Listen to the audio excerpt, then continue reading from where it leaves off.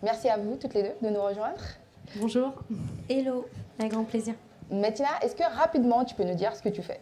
Ouais, alors déjà avant de commencer, moi je suis team FC Nantes, mais je vais pas le dire trop fort parce qu'on est à Rennes et j'ai grandi une grande partie de ma vie à Nantes et je suis vraiment très très fière de retourner en Bretagne. On va pas énerver les gens, mais du coup moi c'est Mathilda Razafi Maefa, j'ai 24 ans, j'ai monté ma boîte à 19 ans qui s'appelle Saina. Je suis née en Côte d'Ivoire, j'ai grandi à Madagascar, après j'étais en France en sport-études et ensuite je suis rentrée à la Sorbonne, que j'ai quitté au bout de ma deuxième année pour me concentrer pleinement à ma société, à ma start-up Saina. Très bien. Bon, alors moi je pense qu'aussi je vais énerver les uns et les autres. Moi je suis de Brest même. Donc le stade brestois, hein, je sais pas s'il y a des brestois. Donc je pense être la plus à l'ouest de l'équipe de BPI France aussi. Donc je suis déléguée internationale pour la région Bretagne chez BPI France. Et je suis très contente aussi d'être là, de participer à cet événement. Alors j'ai noté plein de choses et c'est vrai que c'est très très agréable de ne pas avoir choisi Paris et d'être là à Rennes, dans les territoires, parce que tout démarre dans les territoires. Très bien. Alors, Lydie Carnez, vous faites partie de ceux qui ont aidé, en tout cas la BPI a aidé à avoir cette réflexion sur le Pass Africa. Je rappelle que l'objectif du Pass Africa, c'est vraiment en tout cas d'accompagner les entrepreneurs et de leur ouvrir justement un espèce de passeport pour pouvoir accéder à la BPI, pour avoir des conseils juridiques et marketing. Mathilda en a bénéficié, donc elle pourra nous dire rapidement. La BPI, en tout cas en ce qui concerne le Pass Africa, c'est un peu plus de 100 heures d'accompagnement, beaucoup de conseils. Est-ce que vous pouvez peut-être revenir sur quelle a été l'ambition de la BPI quand ils sont partis justement dans la réflexion sur le Pass Africa? Déjà, c'est de se dire, nos entrepreneurs, nos jeunes, mais aussi, en tout cas tous les porteurs de projets, ont besoin d'être accompagnés. On sait très bien que des fois c'est difficile et que seul on va plus vite, mais ensemble on va plus loin. Et c'est un proverbe africain. Donc j'ai envie de dire que l'accompagnement, la confiance et de vouloir aider à accélérer nos entreprises en mettant à disposition des heures de coaching, de conseils, de formation, c'était ça l'idée. C'était de vouloir apporter quelque chose de différenciant et pas forcément des financements ou des aides financières. C'était vraiment la brique, vous voyez, accompagnement qui est nécessaire pour grandir et passer une étape. Je pense que tu témoigneras, mais ça n'a pas de prix d'être en confiance, d'être bien accompagné et d'être un peu coaché dans la durée. Je pense que c'est ça, en tout cas, vraiment l'idée du Pass Africa. Juste avant de te laisser la parole, Mathilda, c'est marrant parce que j'ai fait plusieurs étapes et il y a quelqu'un qui vient de me voir, mais en fait, c'est bien, mais en fait, s'il n'y a pas d'argent, à quoi ça sert? Et je trouve que Mathilda aura une très, très bonne réponse qui est intéressante, qui est de rappeler que, d'ailleurs, tu pourras nous dire un peu, je crois que quand on a préparé les échanges, tu me disais, en fait, j'ai lancé ma boîte à Madagascar, j'avais déjà un montage financier qui était particulier et moi, financièrement, j'avais peut-être pas les moyens d'aller voir un avocat tout de suite et j'avais peut-être plein d'informations que j'aurais pas trouvées qui m'ont fait perdre du temps et de l'argent. Et le fait d'avoir les bons experts, les bonnes informations, ça m'a permis d'accélérer. Donc finalement, un accompagnant et un coup de pouce n'est pas toujours que financier. Est-ce que peut-être tu peux nous partager un peu ce moment-là de ta boîte? Yes, peut-être pour vous présenter Saina, vous aurez un petit peu de contexte. On a développé un jeu vidéo mobile d'apprentissage des métiers de la tech qui va connecter automatiquement nos apprenants qui ont validé des compétences à des micro-tâches informatiques rémunératrices. Donc on va aller voir des boîtes, des PME, des corpos, des startups. On va prendre leurs projets digitaux, leurs projets IT, on va les découper en micro-tâches informatiques. On va distribuer ça à notre communauté de développeurs qu'on a formés. En gros, pour vous donner une idée, un apprenant qui arrive chez nous gagne moins de 1 euro par jour. Et quand il ressort et commence à travailler sur notre plateforme de micro-tâches, il peut gagner entre 100 jusqu'à 1300 euros par mois s'il décide de faire beaucoup de micro-tâches informatiques.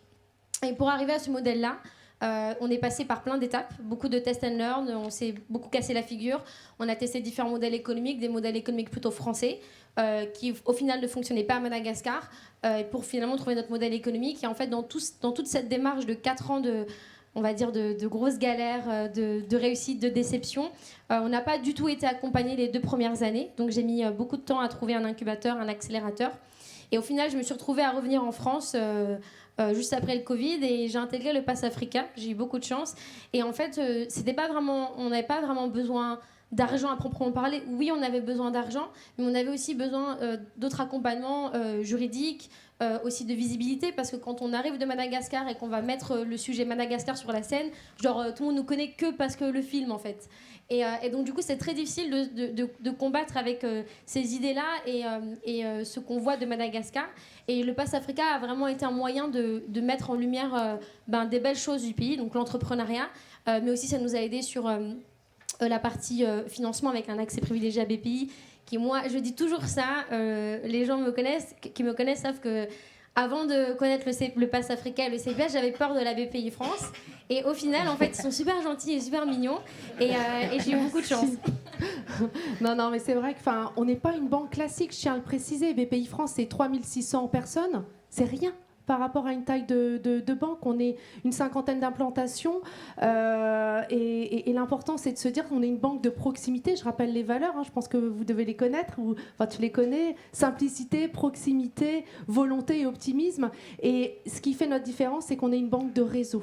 Et d'essayer de casser justement les codes, d'aider de donner de la visibilité. On s'est peut-être croisé à Big. Je ne sais pas si tu es déjà allé à BPI France Innogénération. Ouais. Je vous invite tous. C'est le plus grand rassemblement d'Europe. d'Europe. Ça a lieu donc début octobre. C'est à Paris. Bon là, c'est à Paris. Peut-être qu'un jour on sera à Rennes. Je ne sais pas. On pourra peut-être Brest. Mais c'est un événement vraiment unique et où vous pouvez vraiment là sentir vraiment l'énergie qui ressort de toutes les équipes de BPI France qui intègrent tout l'écosystème. Je sais que Business France est là aussi. On a tout l'écosystème public et privé, donc n'hésitez pas à venir. Et Team à l'export aussi. Tout à fait, Team France Export. Merci. Mathilda, tu disais qu'au début, BPI France te faisait peur. Qu'est-ce qui te faisait peur dans BPI France au début ? En fait, déjà, le mot banque, ça fait peur. Déjà à la base, principe de base, surtout quand on a 19 ans et qu'on commence sa boîte. Et en fait, on n'a pas conscience que la BPI est vraiment là pour accompagner les entrepreneurs. Je ne savais pas qu'il y avait le prêt d'innovation au début de 10 000 € quand tu as moins d'1 an d'entreprise. Je ne savais pas qu'ils pouvaient aussi backer des levées de fonds, qu'il y avait aussi tout ce qui est assurance prospection à l'export. Qui est quand même, et puis il y a eu les chèques relance export. Enfin, il y a beaucoup de dispositifs, beaucoup de produits qui peuvent être pertinents, mais si tu ne les connais pas et si tu n'as pas accès à la BPI France ou à un conseiller, c'est très compliqué. Et en fait, avec le Pass Africa, c'est comme un fast track, un accès prioritaire qui permet d'avoir accès à ça. Donc la BPI France, c'est une partie de ce que apporte le Pass Africa, en tout cas l'accès à BPI France. Il y a aussi la Team France à l'export, il y a tout ce qui est aussi Business France, il y a le juridique, il y a énormément de choses, quoi.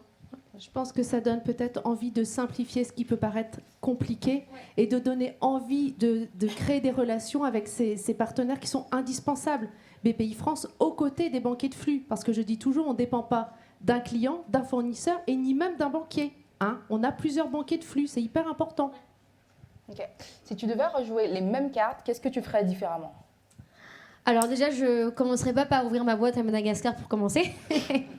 Il y a quelque chose que quand on est une entrepreneur de la diaspora, et c'est quelque chose que je ne savais pas il y a 4 ans, c'est qu'en fait on est en train de construire une nouvelle narrative entre la France et l'Afrique. Et finalement, en tant qu'entrepreneur, on est des bâtisseurs de paix et des bâtisseurs économiques. Et ça, je n'avais pas du tout conscience de cela. J'étais plutôt dans une dynamique Afrique, Madagascar vs la France. Donc j'étais pas du tout dans le bon mindset. Et au final, il y a des vraies synergies entre les deux. Donc moi, j'aurais commencé par monter ma boîte en France, monter ma boîte à Madagascar, avoir cette holding en France qui détient ma société à Madagascar. Ça, on vous le dira jamais quand vous démarrez votre boîte.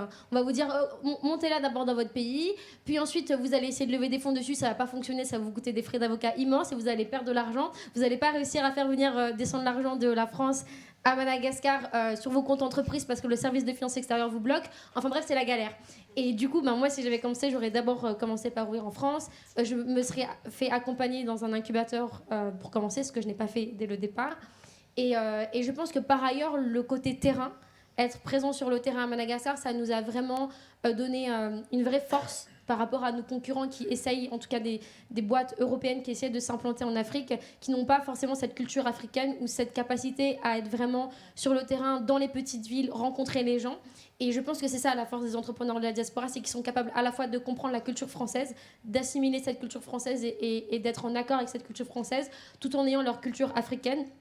qui fait partie d'eux-mêmes et qui leur permet d'être vraiment des bâtisseurs de paix entre le continent africain et la France, et l'Europe de manière générale. Ok, très clair. Moi, je voudrais rajouter quand même. Je suis impressionnée.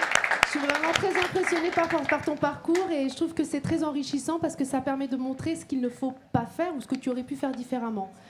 À mon niveau, la banquière, la vilaine banquière que je suis, c'est dire, vous avez des projets, vous avez des rêves, vous y voyez des opportunités et les banquiers, certes, ils voient la notion de risque. Et nous, BPI France, on peut vous aider à externaliser tous vos risques. Risques économiques, juridiques, politiques, financiers. Donc en effet, contactez vos interlocuteurs chez BPI France parce que je pense qu'on a vraiment des outils à toutes les étapes de la vie des entreprises. Merci. Très bien.